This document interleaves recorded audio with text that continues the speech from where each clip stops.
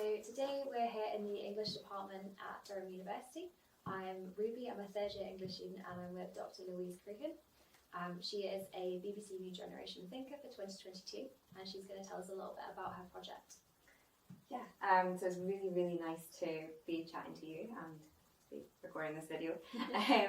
So basically, New Generation Thinker is a very ostentatious title for a programme run by the AHRC, so the Arts and Humanities Research Council, and the BBC.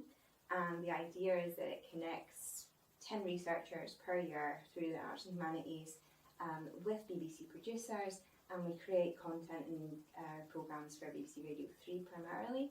My particular area of interest is sort of neurodiversity, but also thinking about it in a 19th century context. So how did the 19th century sort of create what we believe to be a sort of neurotypical identity? So when I say neurotypical, I mean a sort of form of thinking and perceiving the world and a level of intellectual and educational attainment that we sort of perceive as normative according to the sort of structures and ideologies of that particular society at that time.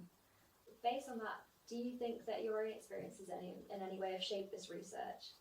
Absolutely. The idea is that when I think back about the first things I learned about the Victorians when I was at primary school, we sort of did one of those simulated Victorian classroom days. We learnt about the dunce's hat. Now, this kind of physical object that you would put on a child who was struggling, or a child who was maybe disruptive or had sort of various difficulties in the classroom. And that would be a sort of physical marker of stupidity. It was causing them to be ostracised within that space.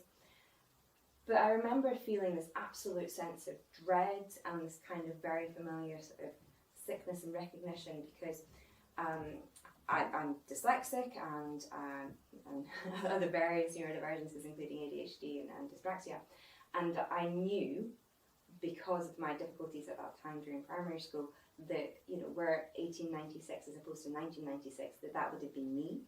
So what I really want to do with that project is to kind of reflect on how certain modes of intellect, how certain modes of educational attainment became prized, particularly in that period where we started to think about education and examinations and standards that we must, hopefully, as a means to changing the system, thinking about sort of diversity of assessment, thinking about diversity of what we consider to be an intellectual endeavour.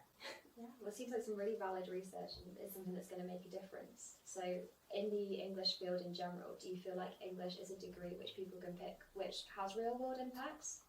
Oh, absolutely. You can think about the relevance of sort of debates and discourses that come out in text and see text as a means of exploring issues and dynamics and inequalities within society and sort of starting to shift our thinking.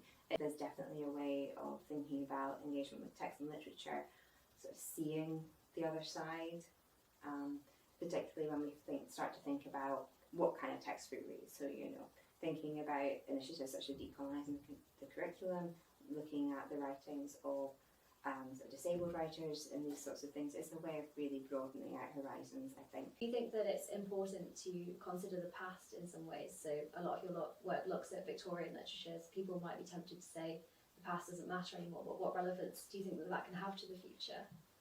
Masses of relevance.